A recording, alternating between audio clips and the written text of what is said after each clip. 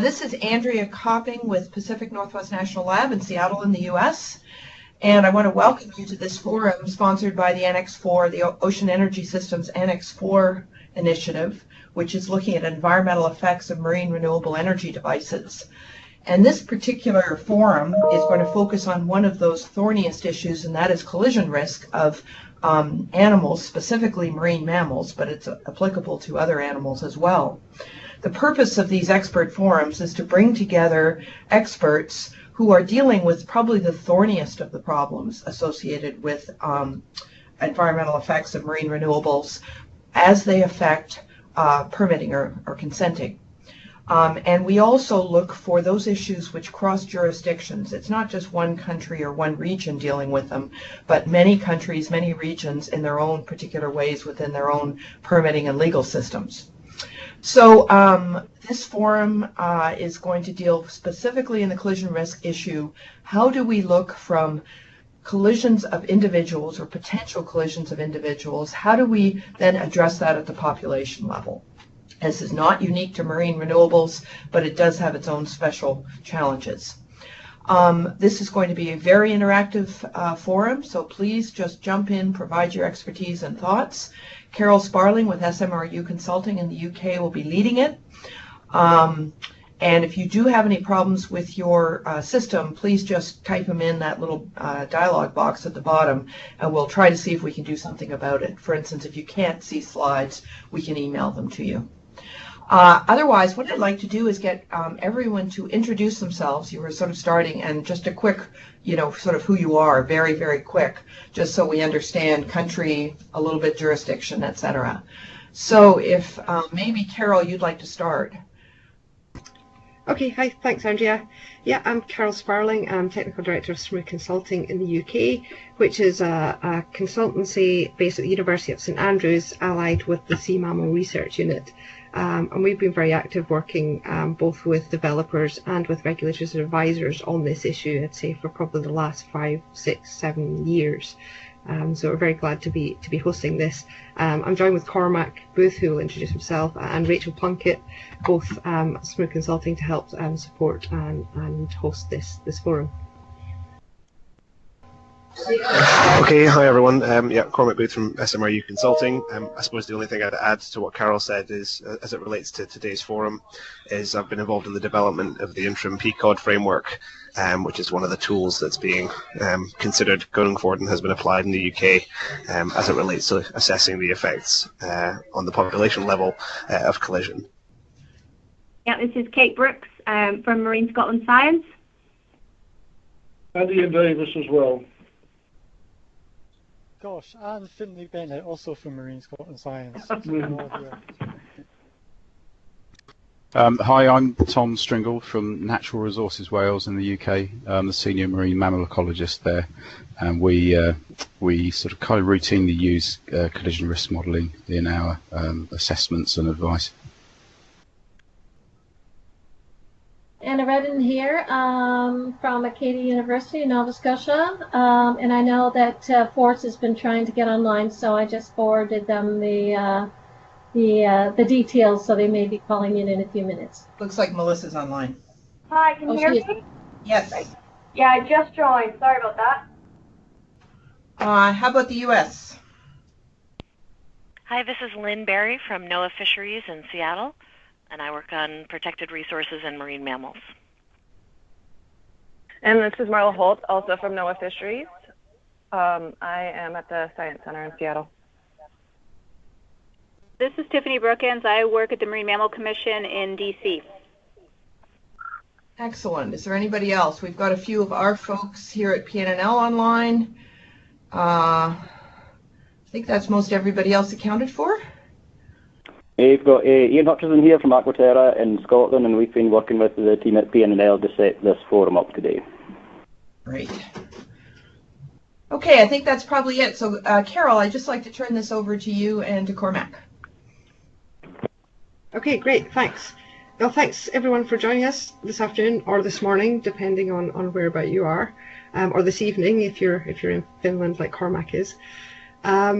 So I'm just going to go through a slightly more extended introduction to the forum that Andrea gave, And then I think if we just move straight on to a number of discussion points that you'll see in one of the slides.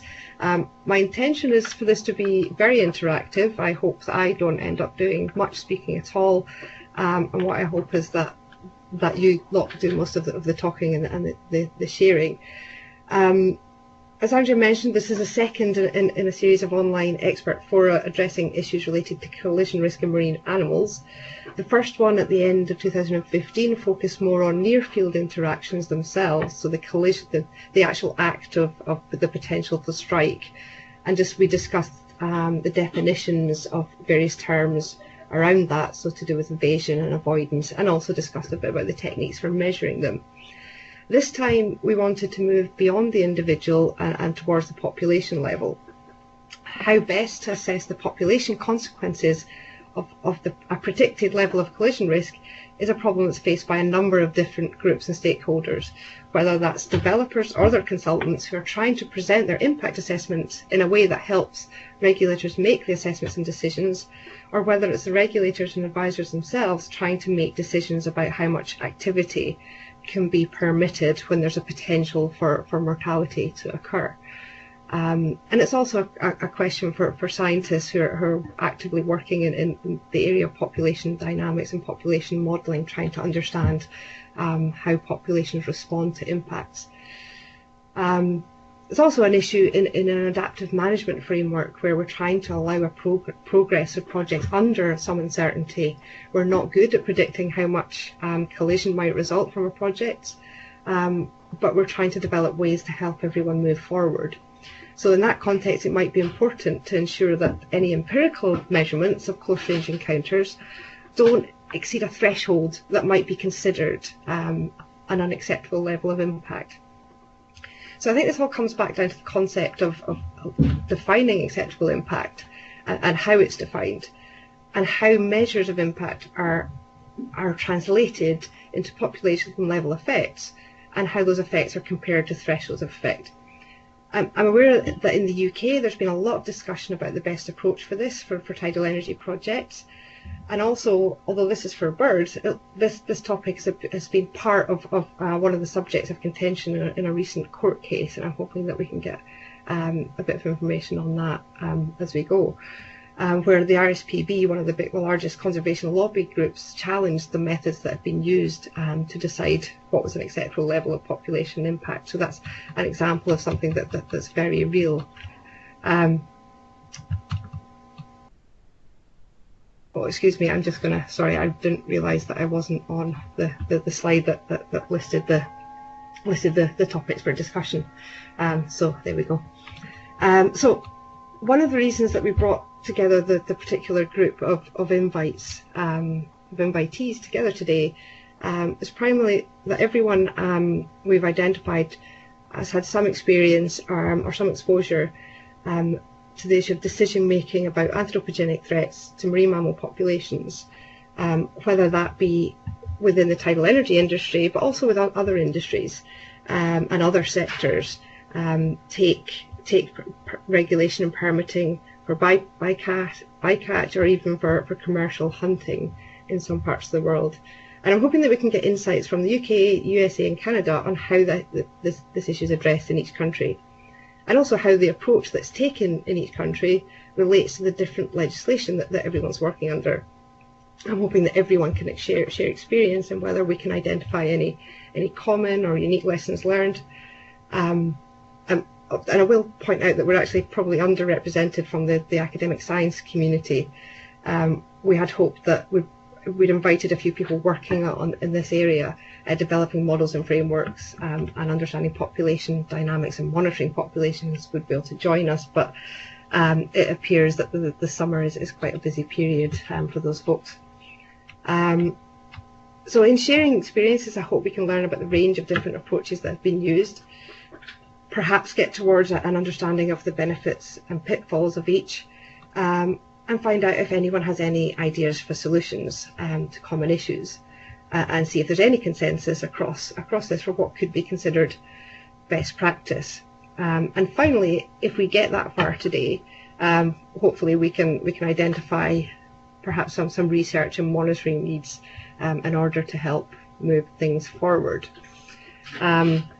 So what I'm going to do now is I'm going to open the floor. What I'd like to start with is I'd ask for kind of volunteers to come in and give a little bit of an example from their own experience in an area where they've had to make assessments of around the population level of impact from collision risk, if that's relevant, or if not, another area. And I'm probably going to start by picking on those closest to me in the UK, just to get things started.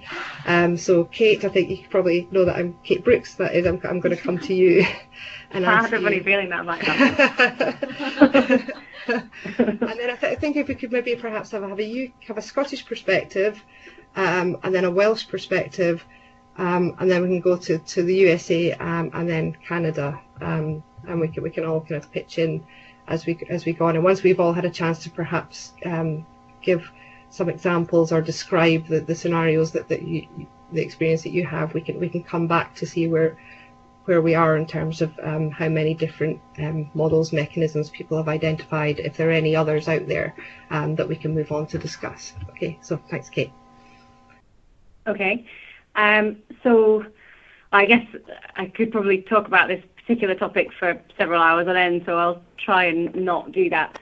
But a bunch of the stuff that we have been doing in Marine Scotland Science is providing advice to the regulatory functions for Marine Scotland on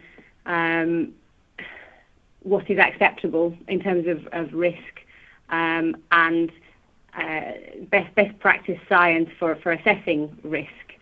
And in this particular context, we're talking particularly about tidal turbines and collision, and mostly around the effects on harbour seals. The process that we use to do that kind of has 3 steps in it, and the first of those is looking at how many animals there are around. This is clearly very generic at this level. Looking at how many animals there are, then using some sort of collision risk model to look at the likelihood of animals and turbines being in the same space at the same time. And then looking at how likely it is that animals might avoid collision, and that's clearly something that we don't have an awful lot of data on at the moment. And the next step, which is actually the really, really thorny issue, is putting that into some sort of population context. And that's been a lot of the stuff that we've been doing more recently is looking at what sort of framework is actually suitable for that. In Scotland, we have used PBR, so potential biological removal, as a framework for managing seal populations, and we've had quite a lot of discussion recently about whether that really is the most appropriate framework for assessing these sorts of developments. And one of the key issues that we've been discussing is around the fact that PBR isn't actually assessing across the lifetime of the development. And so there's been a fair amount of discussion had more recently about what route we should take, and some of that has actually been informed by some of the work that's been done on seabirds in terms of their collision with wind turbines, which I think they might be able to add something to perhaps later. I wouldn't say that we're there in terms of having decided what is the correct framework to use, but we are slowly moving away from PBR as a framework and moving towards some sort of predictive population model and comparing population sizes with and without a development. So I think that's probably where I should stop right now.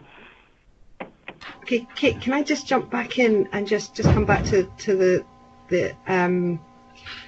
idea of the PBR? Can you just reiterate what you said about it not being great for over the lifetime of a project? I just want to make sure that we've got that issue kind of noted down. Why is that? Yes. Why is that a problem specifically for tidal projects? So I guess from the legislation that we are working to, there is a requirement that we assess the impacts across the lifetime of a project.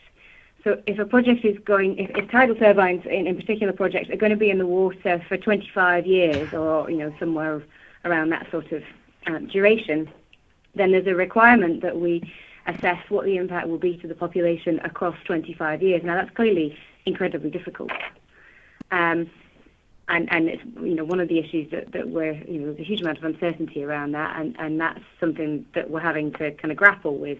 The reason that we're moving away from PBR on that is because, we've already had a situation where we had a development that was consented when the PBR was at a certain value for a certain management unit, and subsequent to that, the PBR value went down, and actually means that we're almost in a situation where we shouldn't really have consented that development, and that development's not even in the water yet.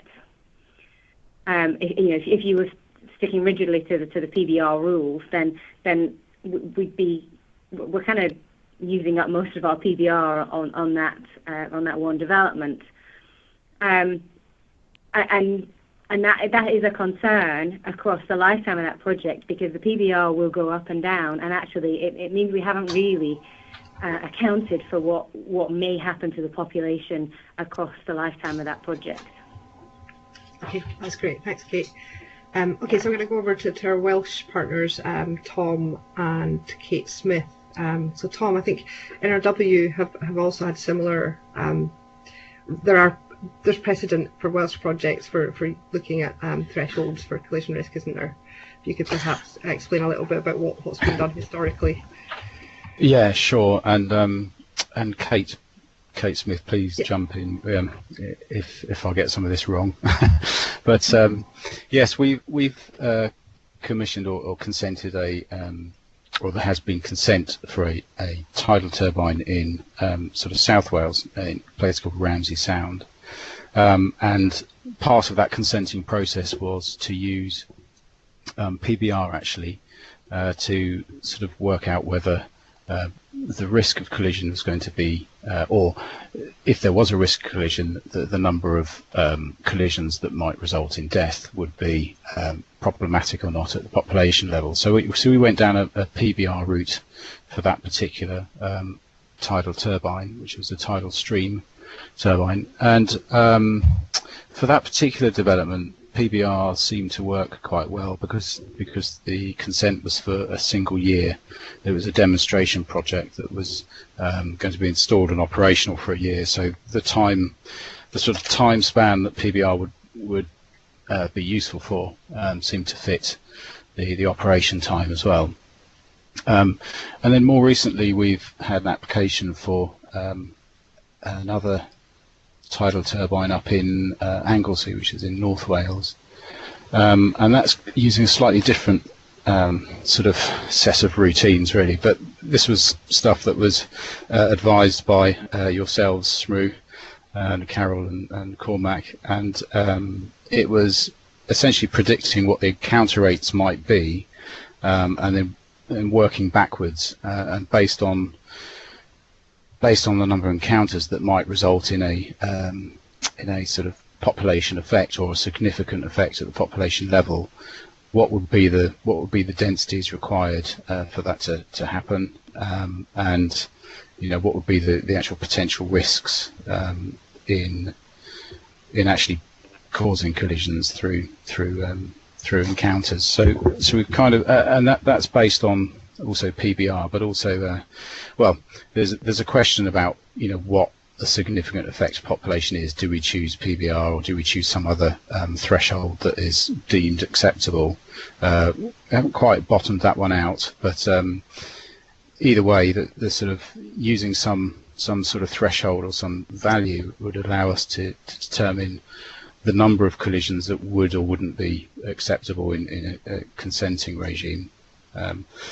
And I guess additional to that, we have a tidal lagoon, which is the tidal range project, that has been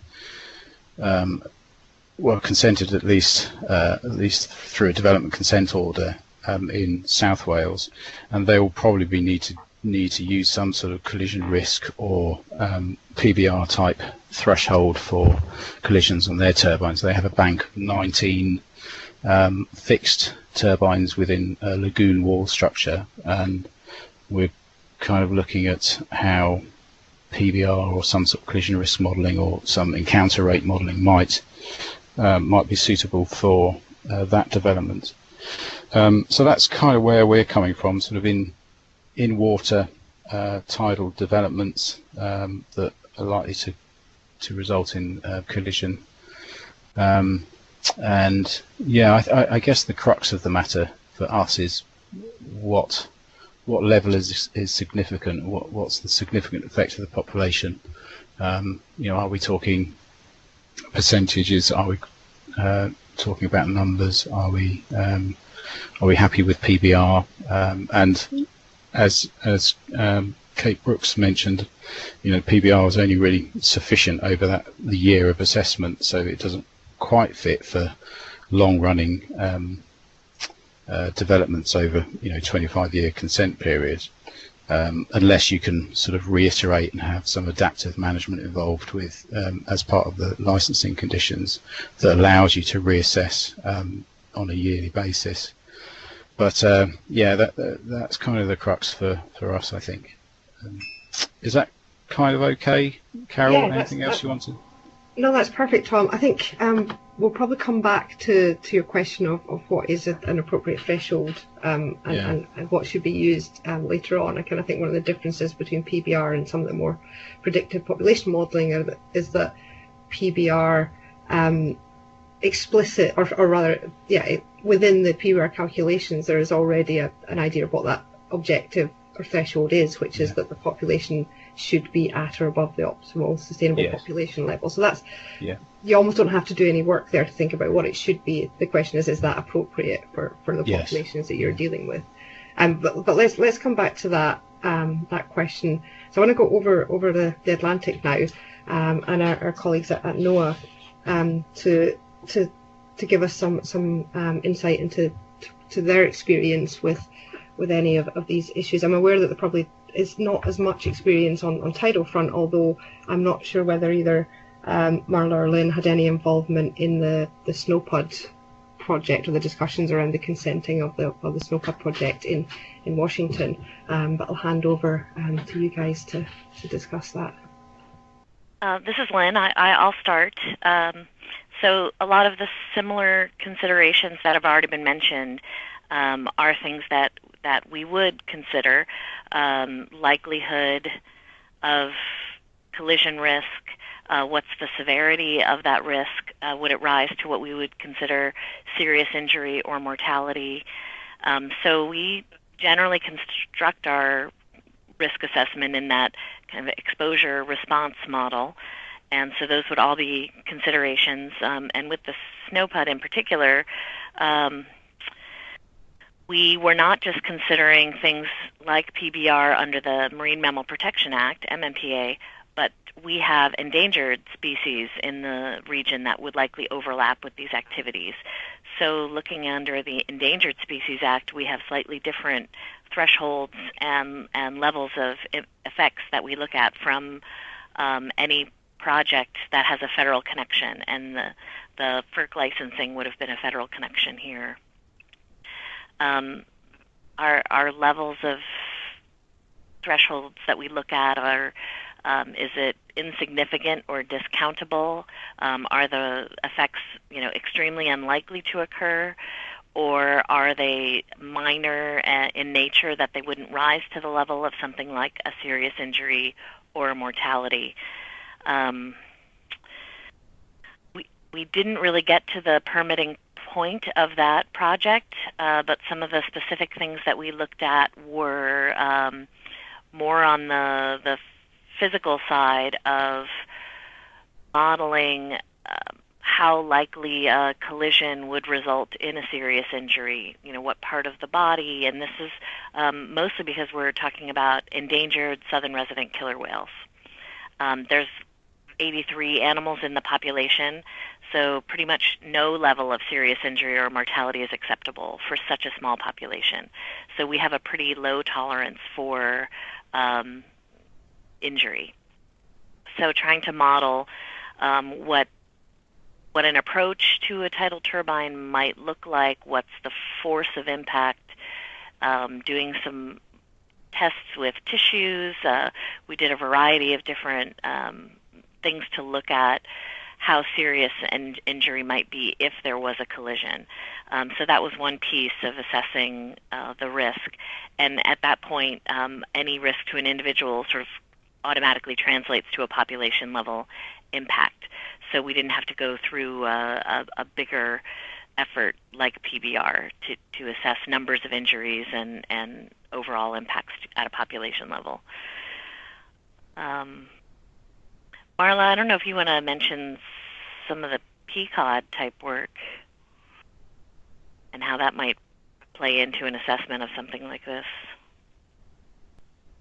Let's see. Well, I haven't really done anything PCOD related to this specific kind of topic or question. I think you pretty much covered my involvement in that whole SNOPUD project. It's a little outside of my expertise in terms of, you know, the risk of collision was more kind of the physical injury aspect of it, and I do the acoustic side. I think you covered it pretty well, though. Great, thanks. So I think that brings up a good point in that the approach that needs to be taken is very is defined by the legislation under which the decisions are having to be made. So in that example, because the southern resident killer whales coming under the Endangered Species Act meant that the level of acceptable mortality was well, it wasn't even one. There was no mortality was acceptable.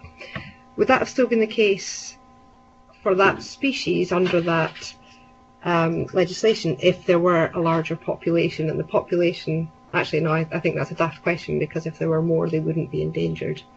Okay, let me flip that around. How do you think the approach? Can you comment on what you think the approach might have been had it been a population that didn't come under the Endangered Species Act, for example? So something like harbour porpoise, where still covered by the MMPA but not covered by the Endangered Species Act. So harbour porpoise, are not listed under the Endangered Species Act, so that would have fallen under the Marine Mammal Protection Act. And, we never really got to that part of the permitting process, which I will note is handled by our headquarters office in Silver Spring, Maryland. So it would probably be good, if you're continuing this conversation, to get someone from that office who does the permitting under the MMPA engaged in this type of conversation.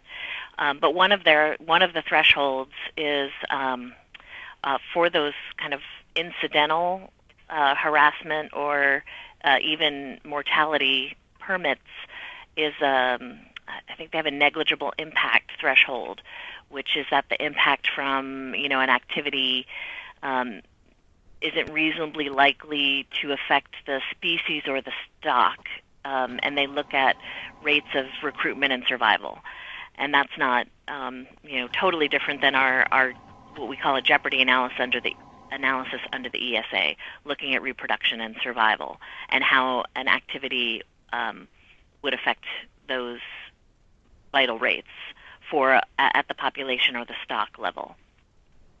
So there are a number of approaches that our headquarters office takes during those Marine Mammal Protection Act permitting processes.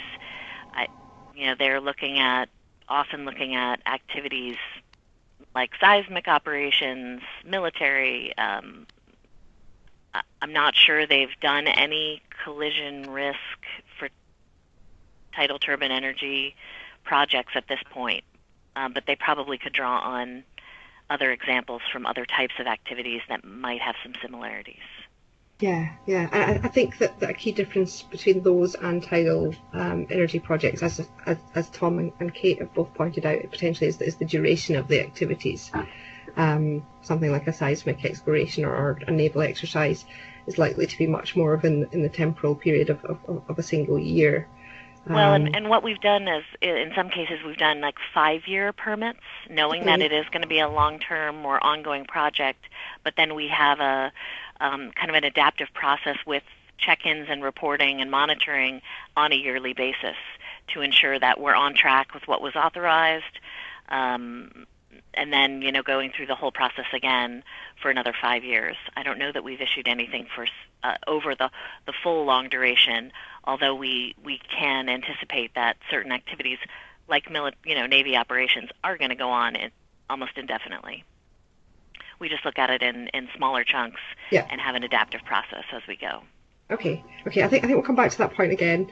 I'm just keen to make sure that we get round the globe, so to speak, and let everyone have a say. So, I don't think did we get anyone from DFO dialing in, or the Canadian? Yeah, you have Mike Wambold on the line now. Before you leave the U.S., Carol, I wonder if Tiffany had any thoughts from the Marine Mammal Commission side. Well, I can just add on to what Lynn has said about what headquarters has done. And so the only instances that I'm aware of in which they've actually authorized serious injury or mortalities for these large rules that she's talking about that usually cover 5 years are either for vessel strikes, which have been authorized for Navy activities, or also fisheries takes for the science centers and their fishery surveys. And in those instances, those mortalities or serious injuries are compared against PBR. Okay, great. Thanks for that. Sorry, I just had to hit unmute there. So it'd be interesting to maybe discuss more how those longer term PBR-based permits take into account the duration and the renewal of a PBR, and whether they're based on populations that are monitored annually. So therefore, there is the actual possibility to update thresholds and feed into that an adaptive process annually. I think we can come back to that. Thank you. Carol, can I ask a question? Ian here. Our American colleagues have used words like negligible and insignificant. And then in other parts of the conversation, they've talked about authorizing mortalities against a PBR. Are the two the same? Is a number of mortalities that is less than the PBR considered to be negligible or insignificant? No, I don't think those are equitable terms. And again, I would really have to defer to our permitting colleagues at our headquarters office on the specifics. The term I used, insignificant, with respect to the Endangered Species Act, would refer to effects that don't rise to the level of what we call take, and take could equate to a serious injury or mortality. So that's in the Endangered Species Act context.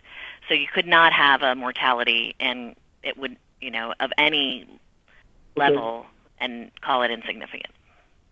For the MMPA, it actually depends on the species that you're talking about, and so there are a couple different thresholds that are discussed in the MMPA. One is negligible impact determination, which Lynn has discussed. Another one is small numbers, and then the third revolves around permissible methods of taking pursuant to affecting the least practicable impact on the species or stock.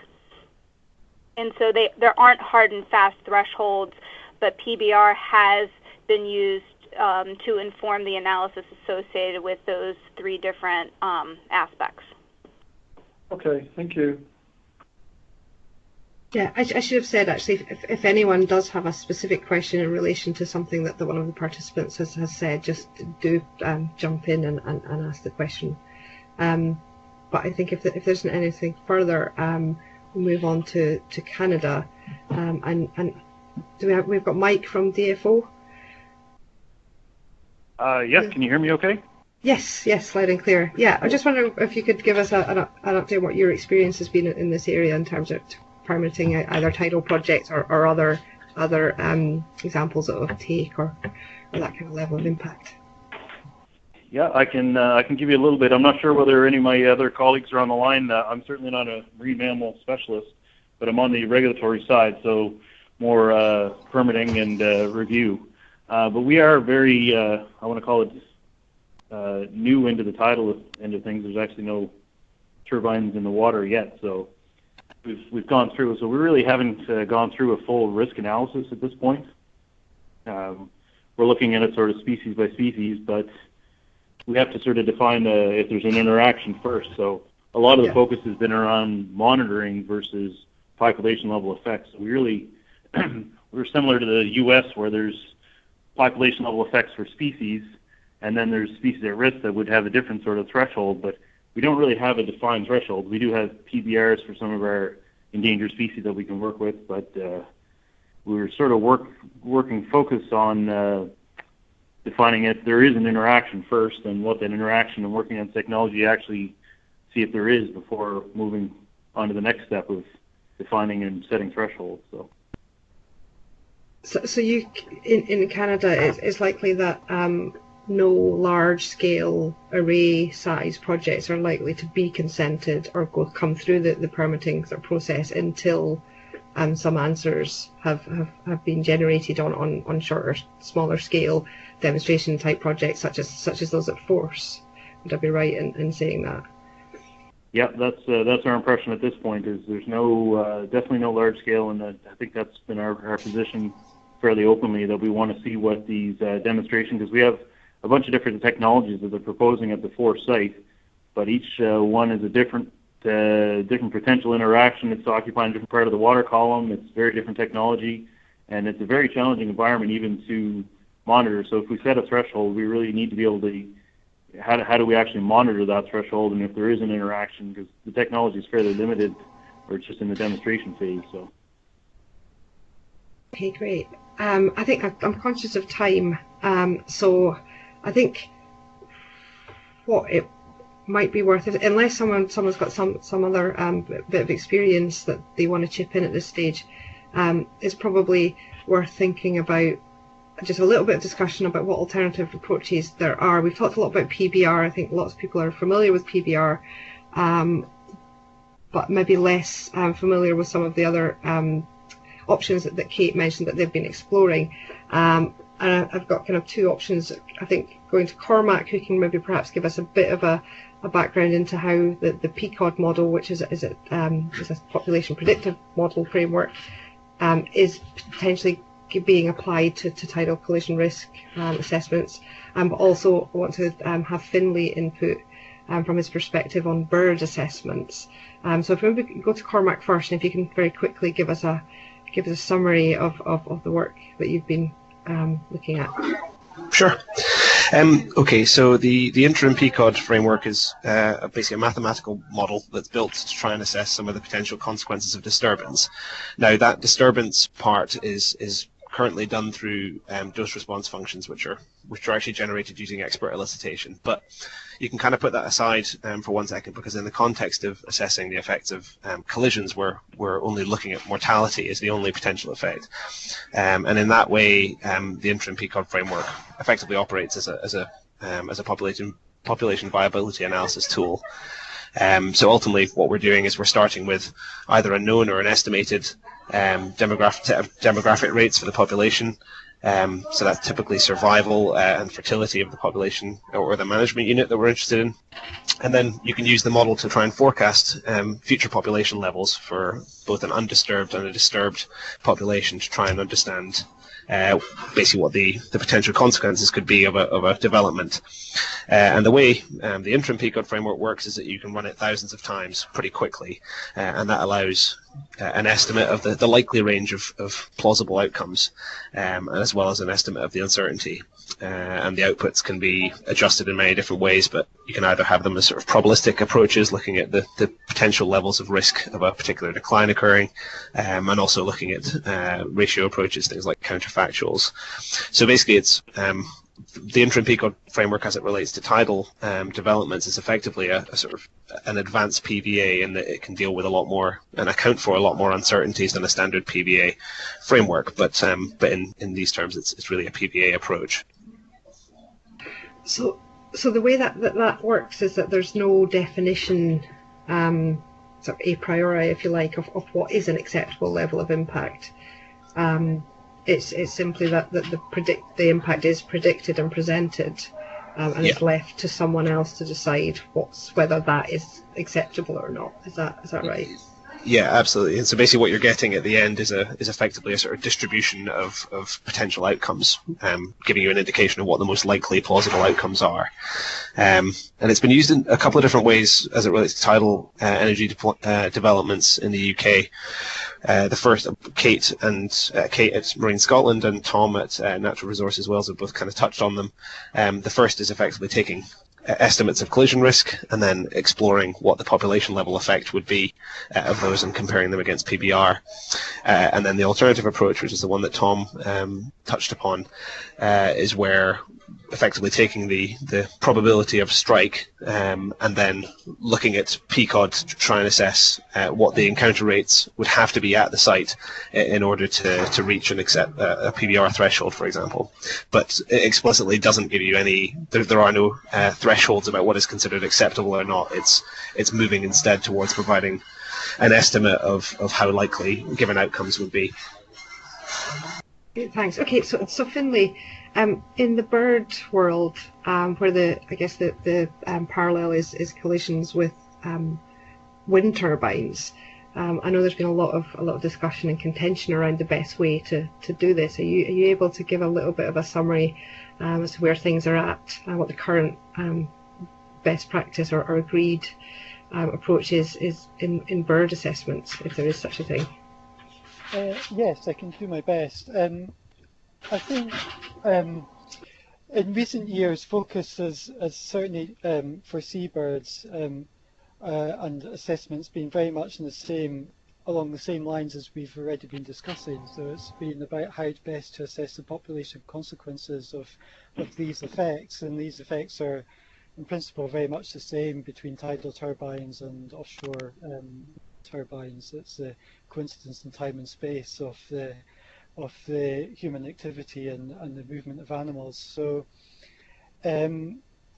it's been done, PBR has been used quite extensively, and decision makers have been drawn towards PBR in the UK and in other parts of Europe, for example in the Netherlands, where seabird assessments are undertaken. They've been relying on PBR calculations to inform their understanding of what's acceptable. And that's perhaps quite understandable given the life history traits of marine mammals and many of the longer-lived seabird species. They're all relatively K-selected animals, so it's perhaps not surprising that there's been that gravitation towards using PBR.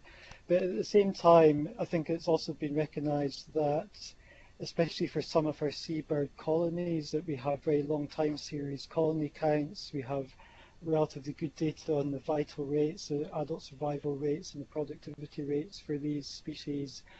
And so the questions we raised, why aren't we using some of these data in our assessment procedures, and therefore why aren't we making more use of PVA in some shape or form, much like Cormac was describing? And there has been agreement that actually maybe it makes a lot of sense to do that. So that has been what's been done.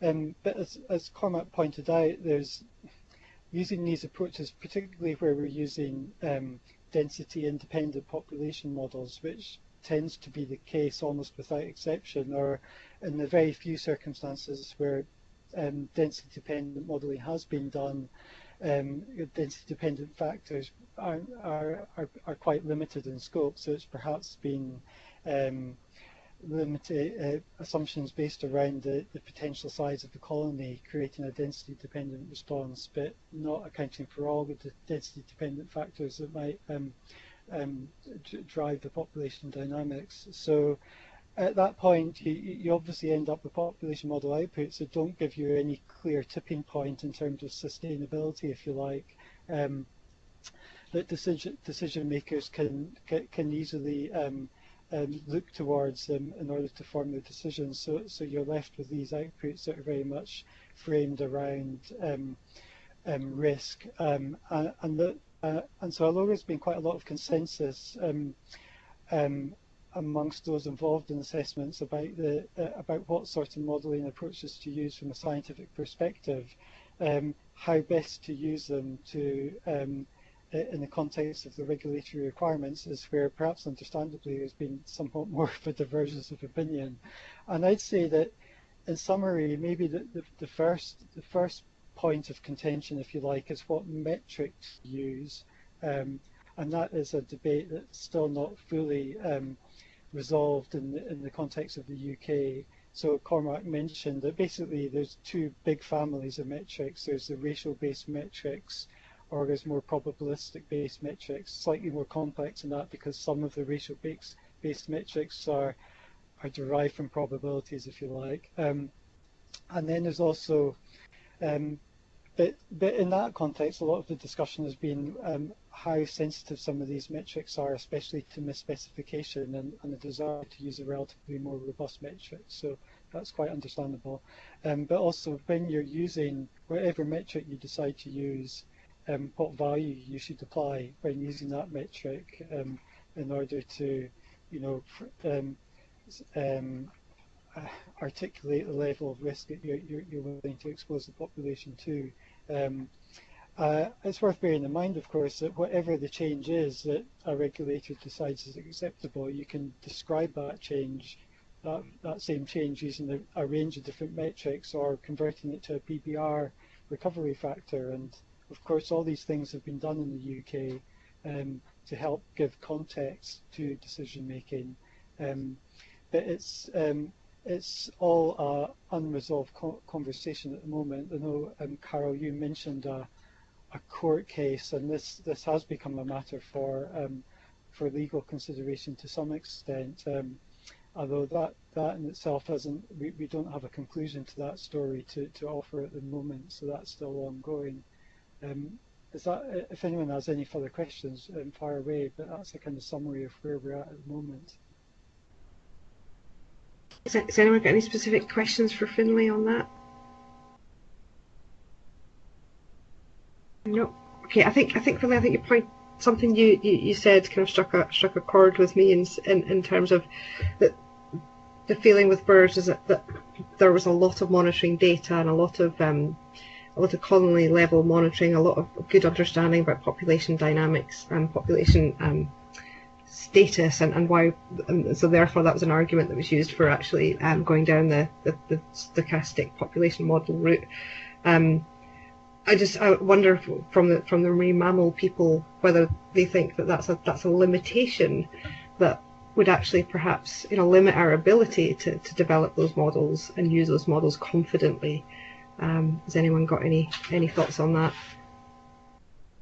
One thing I would say is Cormac here is around the development of the interim PCOD framework. There are demographic rate information for some of the UK populations. I don't have a sense of what the case is in North America. Is that the kind of monitoring that's undertaken in America and in Canada that gives you information on both population size but also trajectory and demographic rates? This is Lynn. I would say for our stock assessments under the Marine Mammal Protection Act, it varies what survey information we have, what models we have to calculate minimum population abundance. If we have enough information from multiple surveys to do trends, it's just highly variable. Okay, thanks. Tom, do you have any sense of? Sorry. Sorry, I was just gonna say that I know that for Scotland at least, for the seal populations at least in Scotland, they're fairly well monitored, and there's an annual monitoring programme that at least tries to cover the whole harbour seal population every 5 years and the grey seal population annually. So we do have a good handle on trends and population size and trajectories for Scottish seal populations. I mean, even the PBR, though a relatively simpler approach, still involves a bunch of assumptions about our knowledge of the population, and violating those assumptions could have issues for the way in which we're using, if we're implementing PBRs based on those calculations. So I was going to ask Tom and Kate Smith what, in terms of monitoring in Wales, I don't know exactly what statutory monitoring goes on of marine mammal populations and whether that's a factor in deciding which method or which approach to use. Well, certainly for bottlenose dolphins, we've got a fairly good data set that runs back, about a decade or so, and with fairly good demographic information, birth rates, that sort of thing. So certainly a PBA or sort of population modelling type approach would be quite good for that particular species. Harbour porpoise we have much less, but I guess probably 3 or 4, no, perhaps 5 years of fairly solid, consistent, robust estimates in a specific location. Certainly not for the whole of the Irish Sea or the southwest approaches, or and indeed for most cetacean species in the UK, we've just got either sort of local snapshot estimates, sorry, not snapshot estimates, local sort of monitoring estimates for particular protected areas like Cardigan Bay, bottlenose dolphins, or Moray Firth, for example. And then we've got snapshots of cetaceans every 10 years or so through scans and other, CODA or whatnot. So we don't really have that decent temporal longitudinal data for numbers, and probably less so for demographic stuff. I mean, a few isolated data sets that would probably inform other species and certainly some of the populations. But for seals in southwestern Wales, we've got some fairly long-term data sets, but for only small colonies, and nothing really of population dynamics, just really pop counts.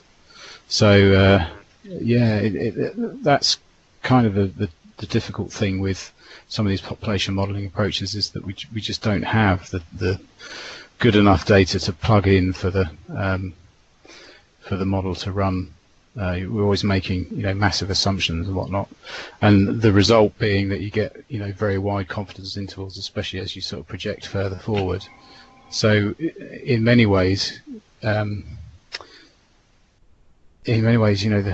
why the PBR is quite useful, because you just have a minimum assessment of population size, and then you can perhaps get some idea about what collisions might cause an issue. But we haven't really gone down the sort of PBA approach with some of our species, but principally because we're not really dealing with massive projects that are going to have huge effects. But if we did, such as large wind farms and whatnot, then we may and we have had assessments that have involved PVAs and counterfactuals and whatnot. So kind of mixed bag really in Wales.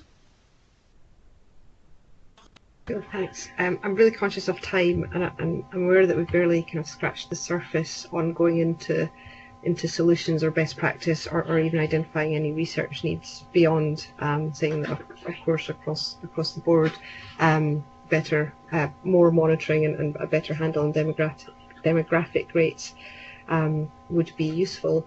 I just want to sort of wrap up quickly. We've got 3 minutes left. Carol, this is Andrea. Could I ask one question of all the people on the line? Yeah, go for it. I just wanted to ask, I think we've just put our finger on something really important here, and that is that there simply aren't the demographic data, long-term trend data. And in many jurisdictions, and certainly in the US and Canada with the size of the waters, we're unlikely to get this anytime soon. So I wondered, even if we can't answer it, could people just ponder on where do we go from where we are right here, where we're using PBRs in places perhaps with incomplete information, versus what the ideal is, which is having all this demographic information. What are our interim steps as we try to move forward with an industry like Tidal? Is there something that's partway in between or gets us on the road?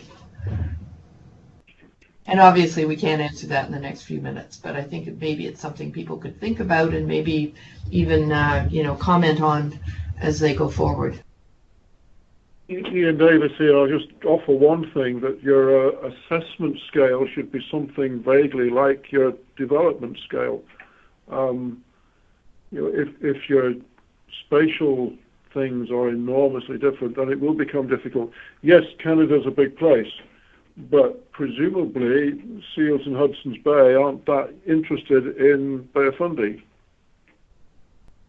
Good point, Ian. I guess I was thinking that the problem with just looking at the sites is that many of these animals, of course, move a great deal. They're not only migratory, but they have pretty big home ranges. But I agree with you. You want to try to match the scales. Right. So you maybe think about management areas that may or may not be very closely related to actual biological population structure, but that's the sort of way you go about it. Yeah, of course, an approach that's quite data hungry itself in order to try and define those appropriately, I think. Okay, well that's our hour up. I'll just if no one else has any last burning comments, I would just like to thank everyone very much for joining us and participating. I think we've got a really good, useful overview of experience in the different areas. I think there were definitely some commonalities and some interesting contrasts. I think we'll go away and write up a note based on the discussions today, and perhaps even discuss whether we can have another one of these to follow on, and perhaps continue the discussions if there's interest in that, and we'd happily take suggestions on the areas of focus to move on to next in this area. Andrea, is there anything else from you? Carol, that's great. If we just go to that last slide that's in the deck, and before everybody jumps off the line, something I omitted to do first, we have been recording this, and I apologize for not saying that up front. If anyone has a problem with that, please drop me a line. We do intend to just put this small slide deck and the recordings up on Tethys. That's the URL where it'll go. And I would like to remind you that on Tethys there is, every page has a commenting function, and I think it would be really helpful if those of you involved, the more you think about this, if you would comment, and perhaps we can get that dialogue back and forth, because we'll make sure that if there's specific comments to specific people or the group, that they get out to you. And as Carol has said, if they write up a short note, we'll certainly make sure that that's posted there as well, because the point here is to bring together the experts, but really be able to spread that expertise more broadly. Other than that, I'd like to thank Carol and Cormac and everybody else who participated, and for taking the time, and we're very, very open to suggestions, a continuation of this type of forum, an offshoot of it, and so on. So thanks very much, everybody.